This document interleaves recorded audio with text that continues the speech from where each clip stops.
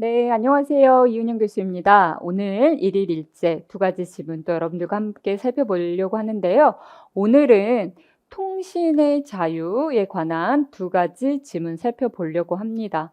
여러분들 통신의 자유는 사실은 형사법에서도 배우고 우리 또 경찰학에서 통신비밀보호법도 배우죠. 그래서 서로 선생님들이 저기 가서 배워와 이렇게 얘기한다고는 하시는데 사실은 그렇다 하더라도 헌법적으로는 중요한 판례가 또 있죠. 형사법 선생님들한테 물어보면 정확히 모르십니다. 그래서 헌법에서 제대로 배워야 하고 오늘 그거 관련된 두 번째 지문이 그 관련 판례이므로 여러분들 오늘 제가 한번 잘 정리해 드리도록 하겠습니다. 사실은 이 부분을 많이 여러분들 헷갈려 하고 또 기출이 되면 지문에 헷갈려 하시는데 한번 정리하고 가면 시험 직전에 도움이 되실 거라고 생각을 합니다. 먼저 조금 더 간단한 첫 번째 판례, 그러나 좀 중요한 내용이고 쟁점이 두 가지 있는데요. 첫 번째 지문부터 살펴보도록 하겠습니다. 1번 지문입니다. 피청구인이 교도소장이 구치소에 수용 중인 수형자, 형이 확정된 수형자한테 서신이 왔는데 허가 없이 수수되는 물품인 녹취서와 사진.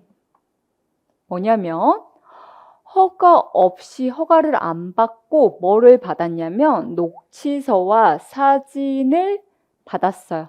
사실은 이게 발신인인 청구인이 다른 교도소의 수용자였습니다. 어쨌든 이 사람으로부터 녹취서와 사진이 도착한 것을 보고 이것을 금지, 앞으로 서신 수수하지 말라라고 금지하고 다른 수용자한테 이것을 반송했습니다. 이게 어떤 공권력 행사가 나의 통신의 자유를 침해했는지가 문제가 됐고 결론적으로는 뭐다? 청구인의 통신의 자유를 침해하지 않는다라고 봤어요. 그래서 정답은 침해한다가 아니고 침해하지 않는다입니다. 어떻게 되어 있는 거죠? 수용자들이 여러분들 서신을 주고받을 수 있죠. 다만 서신을 외부로 나갈 때는 교도소장의 허가를 받아야 됩니다. 그런데 허가 없이 수수되는 물품은 예외가 있는데 이렇게 서류, 녹취, 다른 재판 기록의 녹취라든지 사진은 허가 없이는 수수해서는 안 된다는 것이죠. 그래서 이렇게 녹취서와 사진을 허가 없이 수수하는 것을 금지하는 것이 필요하고 목적, 수단, 피해의 최소성, 법의 균형성 다 위반되지 않는다고 봤습니다. 특히 여기에 보면 내용이 이렇게 규정되어 있어요. 청구인의 교정시설의 안정과 질서 유지라는 목적이 있는 것이고 청구인은 관심 대상 수용자로 지정되어 있고 이 서류에는 뭐가 있었냐면 타인의 실명, 개인정보 등 사생활에 관한 사항이 기재되어 있었다는 것이에요. 또 수용자와 수용자끼리의 편지이므로 조금 더 제한할 수 있었던 측면 여러 가지를 고려했을 때 과잉금지 원칙에 위반되지 않는다고 봤습니다. 그래서 침해하지 않는다. 즉 헌법 소원이었기 때문에 기각. 쉽게 얘기하면 합헌 결정이 났던 사안입니다. 그래서 합헌이라는 것을 여러분들이 기억하시면 되고 두 번째 쟁점이 있습니다. 첫 번째는 과잉금지 원칙 위반되는지 쟁점이 있었고 또 하나 중요한 쟁점이 있었습니다. 이거 법률에 근거가 없는 거 아닌가? 어디에도 이런 것들을 허가받아야 된다는 게 명시적으로 규정되어 있지 않은 것 아닌가라는 의심이 드는 상황이었는데 그게 바로 법률 유보 원칙 위반 쟁점이 하나 더 있었습니다.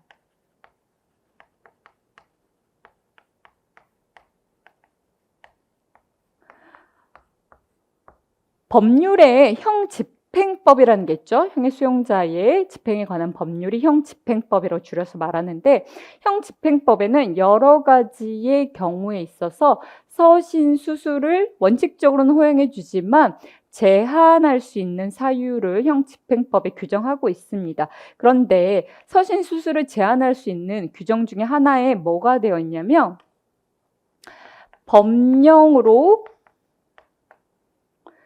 금지된 물품을 수수 금지하는 규정이 이렇게 명시되어 있습니다. 그런데 이 사안에서 이 허가 없이 수수되는 물품으로서의 녹취서와 사진이 법령으로 금지된 물품에 해당되는가가 쟁점이었습니다. 쟁점이었고 헌법재판소가 뭐라고 얘기하냐면 법령으로 금지된 물품에 해당된다고 봤어요. 그 이유로서 이렇게 되어 있죠. 증언에 녹취된 서류이고 실명 개인정보, 즉 타인의 사생활에 관한 비밀이 적혀있는 정보는 법령으로 금지된 물품에 해당될 수 있다라고 이야기하면서 따라서 녹취서, 사진, 허가돼 없이 수수된 물품인 녹취서와 사진 역시 이 법령으로 금지된 물품에 해당된다고 보기 때문에 법률의 근거 이시 제한하는 것이다 라고 봤고 과잉 금지 원칙에도 위반되지 않고 법률 유보 원칙에도 위반되지 않았다.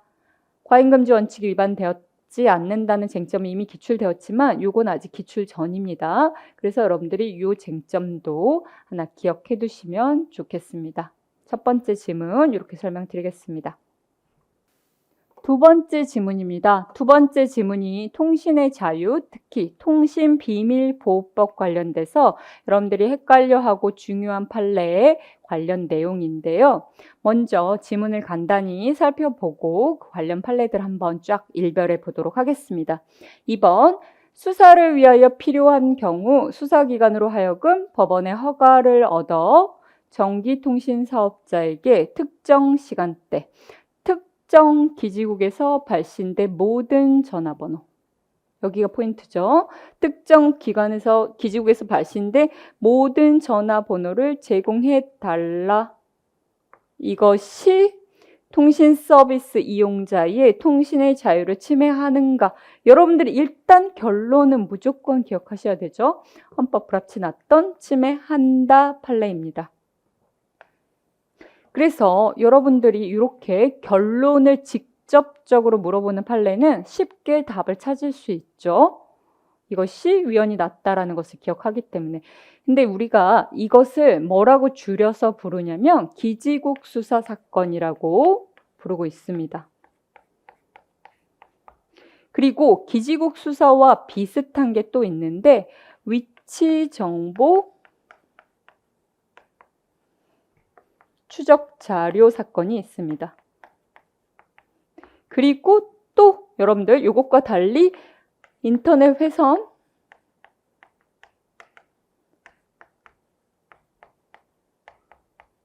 다른 말로 패킷 감청이라고 부른 거죠. 패킷 감청 사건.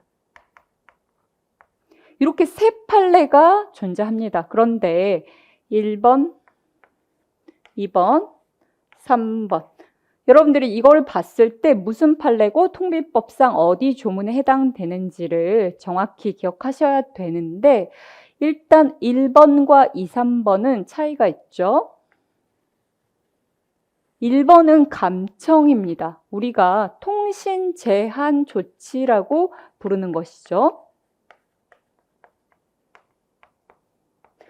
통신 제한 조치 할 수 있죠. 일정 요건을 갖추고 법원의 허가를 얻어서 특히 통신 제한 조치 중에서 감청이죠. 이거 받지 않고 하면 불법 감청, 도청이 되는 것이죠. 이 감청을 할 수 있고 긴급한 경우에는 일정 요건 하에 먼저 하고 사후에 허가 받을 수도 있습니다. 긴급 감청도 있죠. 통신 제한 조치고 이 두 가지는 뭐냐면 통신 제한 조치가 아니라 통신사실 확인 자료 제공 요청인 것이죠. 여러분들 전기통신사업법이 있습니다. 전기통신사업법에서는 어떻게 하냐면 수사기관이 필요하면 통신사한테 이 사람의 이용자의 성명, 주민번호 등 간단한 인적사항을 확인하는 것을 할 수 있다. 요거는 우리가 이번에 23년 경찰 1차 시험에서 케이스 문제로 나왔죠. 그것이 적법 절차 원칙에 위반돼서 개인정보 자율결정권 침해된다라는 판례 사안입니다. 그것과 다르게 이 복잡한 통신사실 확인 자료는 어마어마한 정보죠. 통신의 시간, 그 전화, 상대방 전화번호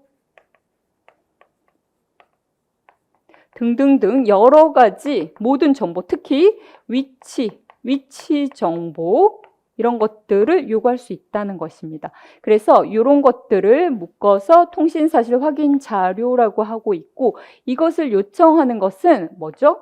강제처분. 이라고 보고 있습니다. 이렇게 일단 여러분들이 개념을 구분하신 다음에 이렇게 봐야 되죠. 일단 이 첫 번째 판례에서 제한되는 기본권, 감청 사건에서 제한되는 기본권이 뭐냐고 했을 때 두 가지가 제한된다고 얘기합니다. 인터넷 회선, 통신사, 제가 이렇게 했는데 통신의 자유, 그 다음에 사생활 비밀과 자유.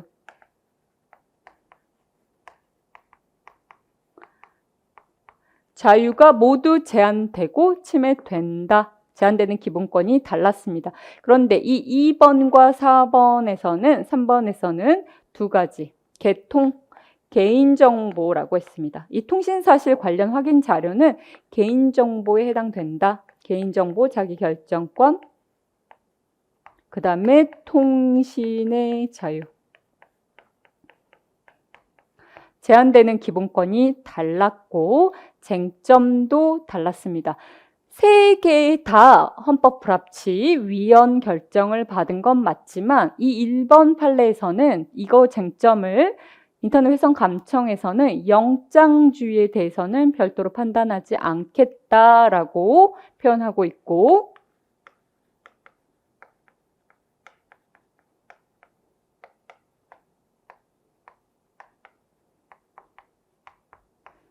두 번째, 다만 과잉 금지 원칙에 판단해서 위배된다 라고 했었습니다. 그러나 2번, 3번 판례에서는 어떻게 얘기했냐면 영장주의가 적용된다 이야기합니다. 강제 처분으로서 영장주의 적용된다. 여기는 판단하지 않겠다고 했습니다. 그러나 여기는 적용된다고 봤고 다만 위배되지 않는다. 영장주의 쟁점은 위배되지 않는다고 봤습니다. 그런데 2번 똑같이 과잉금지 원칙을 검토해 보니 위배된다라고 봤습니다. 그리고 하나 더, 위치정보 추적 자료 사건에서는 추가적으로 적법 절차 원칙에도 위반된다 이렇게 봤습니다.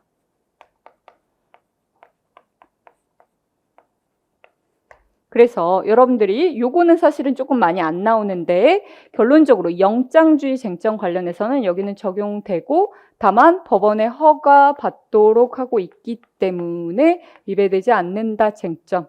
그러나 과잉금지 원칙에는 위반되고 적법 절차 원칙에도 위반된다. 이렇게 구분하시면 되고 제한되는 기본권이 여기는 개인정보 자기결정권, 통신의 자유, 개통, 여기는 통신. 학생들이 두 문자를 따졌어요. 인터넷 회선 감청은 통신사다 라고 해서 통신의 자유와 사생활 비밀과 자유가 제한된다. 그리고 통신사실 확인 자료에 관련돼서는 개통 이렇게 해당된다라고 보시면 되겠습니다.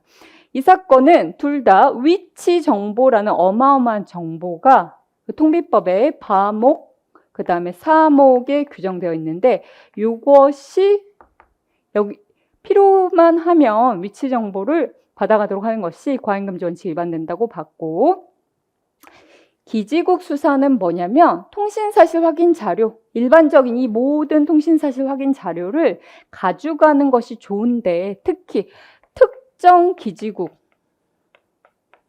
이게 모든 통신 자료를 가져간다는 점에서 너무 광범위하다는 점이 지적이 됐던 것입니다. 그래서 취지가 좀 다르죠. 2번은 위치 정보라는 특이한 정보이기 때문에 제한이 걸린 거고, 여기는 특정 기지국의 정보를 다 가져간다는 점에서 브레이크가 걸렸던 것입니다. 그래서 2번, 3번 관련해서는 어떻게 돼요? 이제는 플러스 다른 범죄로는 할 수 없는 보충성 요건이 법의 개정으로 들어갔죠. 이렇게 결론이 갈립니다. 그래서 이 사안은 다시 보면 특정 기지국에서 발신된 모든 통신사실 확인 자료를 가져가도록 하는 것이 통신의 자유를 침해하고 플러스 개인정보 자기 결정권도 침해한다. 이렇게 결론 내려지게 되겠습니다. 여러분들이 제가 좀 한번 설명드렸는데 한번 잘 정리해 두시면 좋겠습니다. 그래요. 오늘 1일 일제 이렇게 설명 마치겠습니다. 감사합니다.